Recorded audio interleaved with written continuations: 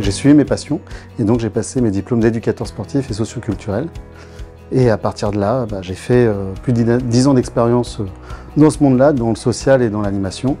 Donc l'idée de reprendre mes études et d'avoir ce type de diplôme, c'était de pouvoir confirmer les compétences que j'ai pu acquérir et pouvoir aussi le justifier auprès de potentiels futurs employeurs, mais aussi auprès de mon employeur actuel qui m'aide dans cette démarche.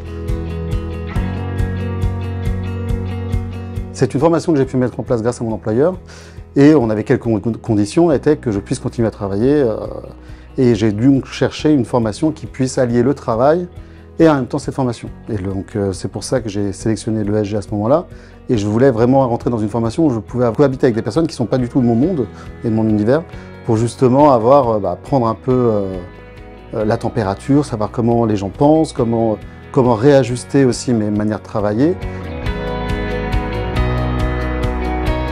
Ce qu'il en ressort, c'est qu'en effet, ça prend du temps. Ça demande aussi beaucoup d'investissement et en même temps, c'est gratifiant dans le sens où on peut constater des évolutions rapides, même dans la manière dont je travaille. J'ai été plutôt surpris de voir que par exemple mon directeur général a constaté des changements dans la manière dont je présentais avant mes budgets ou la manière dont je présentais certains points financiers. Donc je sais que c'est aussi par cette méthodologie que l'école m'a apporté. Les intervenants ont tous apporté une pierre à l'édifice. Ça m'a permis de me positionner et je sais dans quelle voie je vais plus aller ou la manière dont je vais me positionner en tant que responsable et manager sur certains sujets.